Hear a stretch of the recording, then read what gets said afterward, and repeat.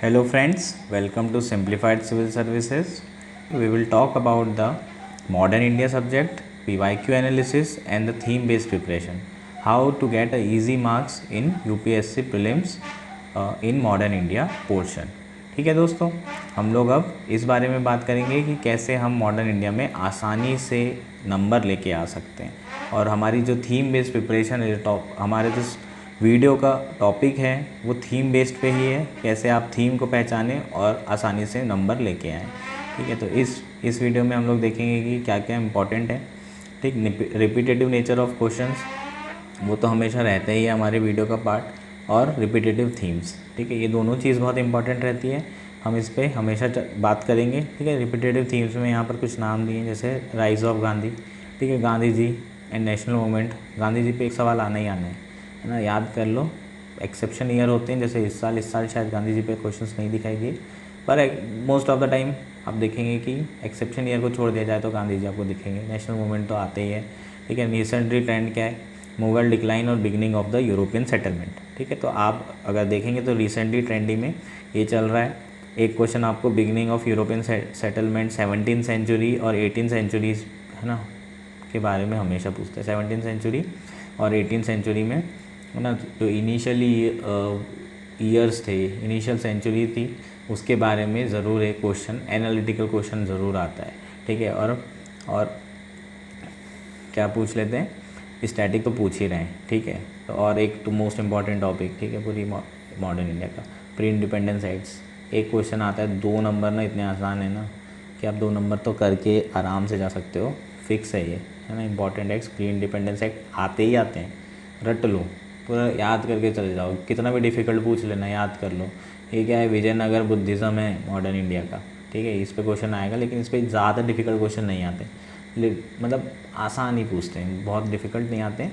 आप नॉर्मली पढ़ के चले जाइए, ज़रूर आपसे बन जाएगा।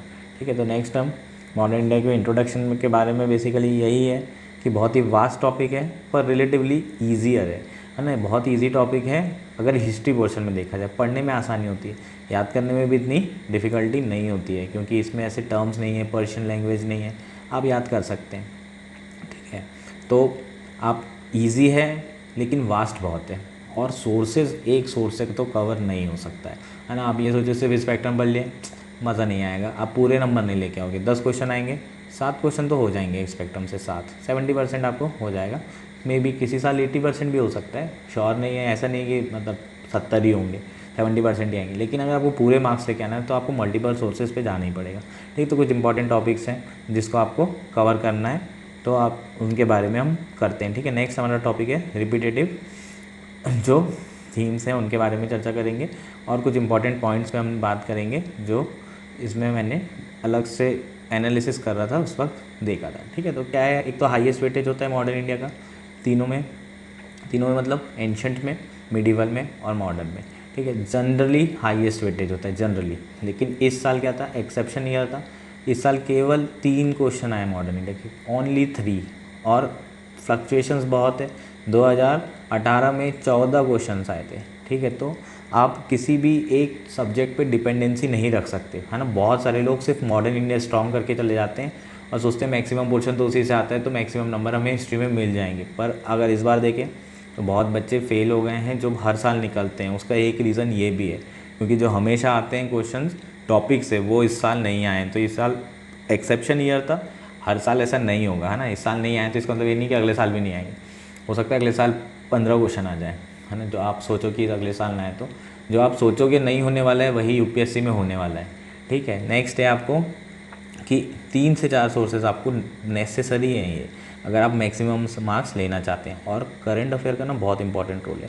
कैसे इंपॉर्टेंट रोल है, करंट अफेयर जो भी सेलिब्रेशंस होते हैं जितने भी साल के, इस तरह के क्वेश्चन आते आए, है ना। अगर मान लो 75 ईयर्स हुए हैं क्विट इंडिया मूवमेंट को, तो उस पर क्वेश्चन आ जाते हैं। तो जो भी मिनिस्ट्रीज सेलिब्रेट कर रही है ना, जो भी गवर्नमेंट सेलिब्रेट कर रही है, वो सारी चीज़ों पे क्वेश्चंस ज़्यादा आने के चांसेस होते हैं। तो ऐसा नहीं कि कुछ भी उठा के देते हैं जिसका कोई रेलेवेंस नहीं है। ठीक है, तो ज़्यादातर चीज़ें मॉडर्न इंडिया के साथ ये रहती है। ठीक, नेक्स्ट है हमारा क्या कि मल्टीपल सोर्सेस से आप पढ़ें। ठीक, नेक्स्ट हमारी जो मेन है क्वेश्चंस रिपीटेटिव नेचर करते हैं। अगर ये 90s का है ना, 1990s का क्वेश्चन है, अगर ये 1990s का क्वेश्चन कर लेते हो उस वक्त, तो 2017 को क्वेश्चन बन जाता। ठीक है, 2017 का क्वेश्चन कौन सा था? बटलर कमेटी के बारे में पूछा था, जिसका आंसर क्या, improve the relationship between the government of India and the princely states. ठीक, तो अगर ये कर लेते तो आपका पिछला वाला क्वेश्चन आपको पिछला कर लेते तो आपको ये क्वेश्चन बन जाता। आसान था, इतना कोई डिफ़िकल्टी नहीं थी। ठीक है, तो अगर आप नेक्स्ट देखेंगे तो इसमें 4 कमेटी के बारे में था और उसमें एक सिंगल कमेटी पूछा था। नेक्स्ट है क्या, चार्टर एक्ट। ठीक है, 2003 में पूछा था चार्टर एक्ट के बारे में, नॉट मेट। ठीक है, तो इसका आंसर अगर ये वाला सॉल्व कर लेते तो ये हम देखो, designation of supreme order was change as a governor general of India. ठीक है, बंगाल से गवर्नर जनरल ऑफ इंडिया कब हुआ, तो ये इसका आंसर ये सेम हो जाता। ठीक है, एक चीज़ आपको जब मैं एनालिसिस कर रहा था तो जो मैं देख रहा था, जैसे 2003 में आया, उसके 20 साल बाद आया, इसका मतलब क्या है कि यहाँ पर कुछ 1883 है, कुछ सेम है ना, 70, 80, 100 इस तरीके के ईयर कंप्लीट होते हैं, 120, 140, तो क्वेश्चंस रिपीट होते हैं। इसका मतलब ये है कि अगर आप पूरे PYQ रिवाइज़ नहीं कर रहे हैं और 2014 वाला कर लीजिए 2024 के लिए, 2004 वाला कर लीजिए, 1994 वाले कर लीजिए, है ना, तो वही थीम्स आती हैं दोबारा, क्योंकि इतने ईयर सेलिब्रेशंस ये सब सारी चीज़ें कंप्लीट होती है ना, 5 ईयर, 75 ईयर, 80 ईयर, तो इस तरीके के क्वेश्चन बहुत इंपॉर्टेंट होते हैं और ऐसे ही आए हैं पिछले बार। अगर देखें, अगर नेक्स्ट क्वेश्चन में तो इल्बर्ट बिल देखिए, ये वाला जो इल्बर्ट बिल का क्वेश्चन है 2003 में पूछा था, उसके बाद 2013 में दोबारा इल्बर्ट रिपीट हुआ। ठीक है, तो ये आपको बहुत डिफ़िकल्ट क्वेश्चन नहीं है, बहुत आसान सा क्वेश्चन है, पर मैं आपको सिर्फ थीम बता रहा हूँ, कैसे थीम बेस्ड चीज़ें भी आती है, क्वेश्चंस भी रिपीट होते हैं और ईयर वाइज रिपीट होते हैं, सेम 10 ईयर के, 20 ईयर के, है ना, ड्यूरेशन में रिपीट होते हैं। तो ये आप अगर थोड़ा सा दिमाग लगाएंगे ना तो बहुत आसानी से कर पाएंगे। जैसे कि 2024 है, नेक्स्ट ईयर में, तो आप पिछले बार देखिए 1925 में क्या हुआ था, 1924 में क्या हुआ था, 1923 में क्या क्या इवेंट्स हुए थे।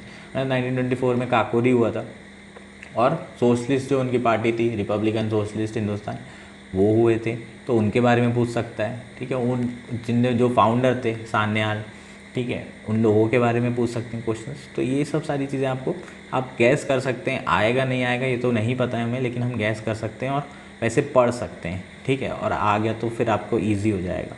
ठीक है, नेक्स्ट हमारा टॉपिक क्या है कि थीम कौन कौन सी रिपीट होती है। ठीक, तो थीम कौन कौन सी रिपीट होती है, तो नेशनल मूवमेंट हमारी पहली थीम है और नेशनल मूवमेंट ऐसी थीम है कि आपको क्वेश्चन दिखेगा ही दिखेगा। ठीक है, कोई भी एक्सेप्शन ईयर भी हो तो भी आपको एक क्वेश्चन तो आ ही जाता है, एक्सेप्शन ईयर में भी ऐसे 2-3 क्वेश्चन आपको तो आएंगे ही 1905 से 1947 तक। ठीक है, और नेशनल मूवमेंट स्पेसिफिकली आ जाते हैं, जैसे स्वदेशी आ जाएगा, क्विट इंडिया आ जाएगा। ठीक है, कोई ना कोई रिपीट हो ही जाता है, नॉन कॉपरेशन, इस तरीके के क्वेश्चंस आपको डायरेक्टली आते हैं। तो आप इसको अच्छे से पढ़ के जाइए और बहुत ईजी टॉपिक है, इसमें ज़्यादा डिफ़िकल्टी भी नहीं है, मल्टीपल रिविजन्स और आपका काम हो जाएगा। ठीक है, और वैसे बहुत पूछता भी नहीं। ठीक है, 2017 वाला, ये 2023 में पूछा था ये वाला क्वेश्चन। ठीक है, ये बहुत आसान क्वेश्चन था, अगर थोड़ा सा आपने पढ़ा होगा। 2017 से पेंडिंग है ये नेशनल हैंडलूम डे।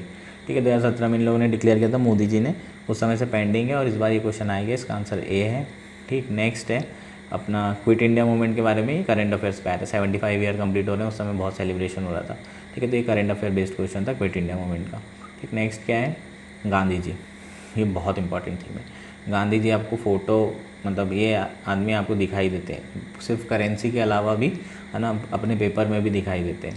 ठीक, तो सॉन्ग्स फ्रॉम प्रिजन, अगर आप ये क्वेश्चन है गांधी जी का, एक क्वेश्चन आपको दिखना है, ऑप्शन में दिखना ही है, अगर ऑप्शन में है तो गांधी जी ही हैं। ठीक है, विजयनगर टाइप से ये भी। ठीक, नेक्स्ट क्या है, all India anti untouchability league Mahatma Gandhi. ठीक है, तो इस तरीके से हर साल क्वेश्चन आए ही हैं। कई बार डायरेक्टली इनके बनाई हुई चीज़ों पे आ जाते हैं, क्या फाउंड किया है क्या नहीं किया, इस तरह के, क्या लिखा है क्या नहीं लिखा है, इस तरह के क्वेश्चन। और मैक्सिमम जो क्वेश्चन आते हैं वो, है ना, उनका जो मूवमेंट में रोल रहा है उस पर। ठीक है, जैसे इंडेंचर लेबर के ऊपर, ठीक है, गांधी जी का आया था। चंपारण सत्याग्रह में गांधी जी के बारे में, है ना, बेसिकली चंपारण उनका फर्स्ट था, जो कि पीजेंट मूवमेंट में उन मसीहा बने थे वो। ठीक है, तो ये पहला उनका रियल जो है सत्याग्रह जिसमें उनने इम्प्लीमेंट किया था इंडिया में, वो टेस्ट था। ठीक है, नेक्स्ट अगर हम देखें तो दूसरी थीम है Mughal decline in beginning of European settlement. ठीक है, तो इसमें क्या कर रहे हैं लोग, मुग़ल के साथ साथ ना, जो मुग़ल का एरा था और इन लोग यूरोपियन का जो एरा, जो दोनों को मिंगल करके क्वेश्चंस बना रहे हैं। ठीक है, और जैसे ये डच है, ठीक है, डच और गजापित्त के समय नहीं थे। ठीक है, पहला आपको पता होता अगर आप थोड़ा सा एनसीईआरटी पढ़े होते है ना, ये विजयनगर वाली एनसीईआरटी अगर आपने देखी होती तो आपका काम बन सकता था। ठीक है, उसके बाद अगर और एक और चीज़ हमेशा याद रखिए, विजयनगर पे अगर क्वेश्चन स्टेटमेंट है तो वो सही ही होगा। ठीक है, सही ही होता है, लिख लो, लिखे 90% टाइम सही होता है। 10% टाइम एक्सेप्शन हो सकता है, लेकिन 90% टाइम सही होता है। तो इसका आंसर 2-3 हो जाएगा। ठीक है, आरकोट। ठीक है, अगर आपने ये एनसीईआरटी पढ़े होते ना तो, या फिर जो बैटल हुई थी फ्रांस और उनके बीच में, इंग्लैंड के बीच में, अगर आप वो तीनों बैटल के बारे में पढ़े होते तो आपको पता होता कि Hyder Nizamat Arcot emerge out of Hyderabad state, ये रॉन्ग स्टेटमेंट। ठीक है, इसमें थर्ड स्टेटमेंट थोड़ा सा डिफिकल्ट था, लेकिन सेकंड तो सिंपल था। तो 2 तो हो गई होगा, इन दोनों में से 50% क्वेश्चन तो आपको बन ही जाता। ठीक है, थर्ड थोड़ा ज़्यादा डिफिकल्ट था। ठीक है, लेकिन डूएबल था। पहले क्वेश्चन डूएबल आते थे, इस साल के क्वेश्चन जो है अनसॉल्वेबल बहुत ज़्यादा थे। ठीक है, तो ये डूएबल था। रीसेंट ट्रेंड आ रहे हैं, एक और अभी देखोगे 17th और 18th सेंचुरी के बारे में बहुत पूछ रहे हैं ना। जैसे 17th सेंचुरी का पूछा था, फर्स्ट क्वार्टर में क्या क्या सेटलमेंट थे यूरोपियन, मेनली ब्रिटिशर्स के, ईस्ट इंडिया कंपनी के। तो इस तरह के क्वेश्चन बहुत आ रहे हैं। ठीक है, तो ये वाला पोर्शन अच्छे से देख के जाओ। बेसिकली बिपिन चंद्र एनसीईआरटी के जो शुरू के 3 चैप्टर है, 3 से 4, उससे हर साल 1 या 2 क्वेश्चन आ रहे हैं, तो आप उसको अच्छे से करके चले जाओ। ठीक है, नेक्स्ट क्या है हमारी थीम? हमारी नेक्स्ट, ये बहुत आसान सी चीज़ है ना, प्री इंडिपेंडेंस एक्ट, इससे हर साल क्वेश्चन आता है। इसका आंसर डी है। ठीक है, ये 2023 में था, तो इसको आना ही था 1833 को। ठीक है, इस तरीके के, क्योंकि ये ईयर मैच करा करा के पूछते रहते हैं इन लोग। ठीक है, ये रिजर्व लिस्ट और तो सबको पता है, ये लोकल सेल्फ गवर्नमेंट नहीं है। ठीक है, लोकल सेल्फ गवर्नमेंट। ठीक, इस तरीके की चीज़ें आपको देख के अच्छे से सही करनी है। ठीक है, प्रॉपर करना है, ये सब इतना ज़्यादा डिफ़िकल्ट ये है नहीं। ठीक, नेक्स्ट अपन देखेंगे, नेक्स्ट अपन देखते हैं कि थीम, ये वाली जो थीम है ना, tribal movement, peasant movement, newspaper journal, freedom fighter, ठीक है, और रेनेसां, इंडियन रेनेसां, ये हर साल नहीं आते, लेकिन 2 to 3 ईयर्स में एक क्वेश्चन आपको दिखेगा इन सब का। जैसे पर्सनालिटी के ऊपर है, पूछा था इन लोगों ने, है ना, इसका आंसर लाला लाजपत राय है। इसको आप ट्राई कर सकते थे अगर आपको नहीं भी आता। ठीक है, इन चारों ऑप्शन में, ठीक है, मोतीलाल नेहरू तो ऐसे ही हट जाते हैं। ठीक है, क्योंकि बुक्स देख रहे हो थोड़ी ऑर्थोडॉक्स वाली है ना, ऑर्थोडॉक्सी दिखाई दे रही है आपको। मजीनी किसने लिखा था? वीर सावरकर ने भी लिखा था। ठीक है, तो आपको अगर ये आइडिया होता ना तो आप थोड़े से ऑर्थोडॉक्स अपने को लाला लाजपत राय, लेकिन क्योंकि इसमें 25% प्रोबेबिलिटी और कोई एलिमिनेशन नहीं लग रहा है, तो मैं रिकमेंड करूँगा कि इतनी रिस्क ना लें। ठीक है, आप ना करें, लेकिन ये डूएबल क्वेश्चन था, है ना, मैंने किया था और मेरा सही भी हुआ था। ठीक है, उसके बाद फिर इंडियन रेनेसां के ऊपर पूछा ये उलगुलन। ठीक है, ये बहुत आसान सा क्वेश्चन था, बिरसा मुंडा इसका आंसर है। इस तरह के क्वेश्चंस आते रहते हैं। ठीक है, आप करंट अफेयर से भी मैच कर सकते हैं ना, करंट अफेयर में न्यूज़ में होगा तो पूछ लिया होगा। बाकी ईजी से क्वेश्चन पूछते हैं इन सब के, तो इन थीम पे भी आप अलग से तैयार कर सकते हैं। ठीक है, उसके बाद मोस्ट इम्पॉर्टेंट चीज़ क्या है ना मॉडर्न इंडिया में, वो है सोर्सेज। सोर्सेज बहुत ज़्यादा इंपॉर्टेंट है। क्यों सोर्सेज इंपॉर्टेंट है? क्योंकि ईजी तो है, लेकिन पूछता बहुत अलग अलग सोर्सेज से, और आपको एक्सक्लूसिवली वो वहीं से पूछा है और कहीं आपको मटेरियल मिलेगा नहीं। ठीक है, तो अगर आपको फुल मार्क्स लेके आना है ना, 10 में से 10 क्वेश्चन सही करना है, तो आपको मल्टीपल सोर्सेज लगेंगे। ठीक, विपिन चंद्र की ओल्ड एनसीईआरटी, इससे एक सवाल हर साल आता है। ठीक है, इसका एक सवाल हर साल आता है, मैं दिखा भी देता हूँ। ठीक है, मैंने एटलीस्ट इसका सोर्सेज भी दिए हैं। जैसे ये विलियम कॉलेज के बारे में पूछा था, ठीक है, तो ये विलियम कॉलेज के बारे में यहाँ पर पुरानी जो एनसीईआरटी उसमें दिया हुआ है। बेसिकली ये, है ना, उसके लिए प्रपोज़ किया था इनने, सिविल सर्विस की ट्रेनिंग के लिए। उसके बाद ये बेथुन फीमेल स्कूल का आइडिया है ना, ईश्वर चंद्र विद्यासागर। ठीक है, इसका आंसर यहाँ देख सकते हैं आप, प्रॉपर दिया हुआ है। तो एक क्वेश्चन इसके बारे में पूछता ही है। ठीक, नेक्स्ट टॉपिक है struggle for India, Bipin Chandra. ये बहुत इंपॉर्टेंट बुक है, मोटी वाली जो आती है ना, लोग पढ़ते नहीं हैं, सब स्पेक्ट्रम देखते हैं। ठीक है, आप स्पेक्ट्रम पढ़ सकते हैं, बिल्कुल स्पेक्ट्रम अच्छी बुक है, पर इससे ना रकमाबाई केस, ठीक है, वो एक्सक्लूसिवली ऐसे कुछ क्वेश्चन होते हैं जो इसी से उठा के पूछते हैं, नॉर्मली आपको नहीं मिलेंगे दूसरी बुक्स में। ठीक है, तो ये प्रीलिम्स के लिए तो इम्पॉर्टेंट है ही, मेंस के लिए बहुत इंपॉर्टेंट है। मेंस में डायरेक्ट क्वेश्चन आते हैं, डायरेक्ट क्वेश्चंस आपको मेंस में आते हुए इस बुक से दिखाई देंगे। और यार बहुत इजी बुक है ना, एक फ्लो में पढ़ोगे मज़ा आ जाएगा। ठीक है, इतना ज़्यादा डिफिकल्ट नहीं है, बस उस थोड़ी मोटी दिखती है, लेकिन इतना अच्छा फ्लो रहता है, इतना अच्छा लिखा है कि आपको मज़ा आएगा। 8th क्लास के एनसीईआरटी पढ़ सकते हैं, स्पेक्ट्रम पढ़ना है ही। ठीक है, कोचिंग नोट्स पढ़ सकते हैं, श्री राम IAS के कोचिंग नोट ना बड़े प्रिसाइज थे। ठीक है, बहुत ही अच्छे दिए हुए हैं। अगर आपको एक दिन में रिवाइज़ करना है पूरा मॉडर्न तो आप इससे कर सकते हैं। ठीक है, क्लास नोट्स आप अपने पढ़िए। करेंट अफेयर्स बहुत इंपॉर्टेंट है ना। पूरी हिस्ट्री में अगर करेंट अफेयर किसी में सबसे ज़्यादा इंपॉर्टेंट है तो वो मॉडर्न में ही है। ठीक है, तो पीटी 365 का रोल बहुत है, क्योंकि सारी चीज़ें जो सेलिब्रेट हो रही है ना उनके बारे में ये कवर करता है। और मिनिस्ट्री ऑफ कल्चर भी बहुत इंपॉर्टेंट है, क्योंकि उसमें भी सारी चीज़ें कवर होती है। ठीक है, तो ये बहुत इंपॉर्टेंट था कि सोर्सेज क्या होंगे। ठीक है, नेक्स्ट ये हमारा ख़त्म होता है मॉडर्न इंडिया का एनालिसिस। अब हम कंक्लूजन देख लेते हैं क्या क्या कंक्लूजन है। ठीक है, तो मॉडर्न हिस्ट्री जो है आपको प्रॉपर स्ट्रेटेजी की ज़रूरत पड़ेगी, एक नहीं मल्टीपल सोर्सेज की ज़रूरत पड़ेगी मैक्सिमम मार्क्स लाने के लिए। लेकिन अगर आपको कम टाइम में ज़्यादा नंबर लेके आना है तो आप थीम बेस्ड तैयारी करिए, है ना। थीम बेस्ड जो आपको आसानी से, जैसे पोस्ट इंडिपेंडेंस वाला जो पोर्शन है उसको छोड़ दीजिए, है ना। एक आध क्वेश्चन आता है कभी कभी, वो भी ठीक है। ऐसे कई सारे जो टॉपिक्स हैं 19 जो मॉडरेट्स के ईयर हैं उस पर भी बहुत रेयर सवाल आते हैं। 1857 के बाद से 1905 तक रेयरली सवाल आते हैं। छोड़ नहीं करना है मत करिए, लेकिन अगर आप 1905 से 1947 अच्छे से कर लेते हैं, ठीक है, और अभी जो रिसेंट ट्रेंड चल रहा है यूरोपियन सेटलमेंट वाला उसको अच्छे से कर लेते हैं, बिल्कुल नंबर आएंगे। इंडिपेंडेंस एक्ट अच्छे से कर लेते हैं, बिल्कुल नंबर आएंगे। ठीक है, तो थीम बेस्ड स्टडी कर लीजिए, उसमें भी आपको मैक्सिमम मार्क्स मिल सकते हैं। लेकिन अगर पूरे लाना है तो आप मल्टीपल सोर्सेस पढ़ लीजिए। मॉडर्न इंडिया आसान है, आप पूरे मार्क्स लेके आ सकते हैं।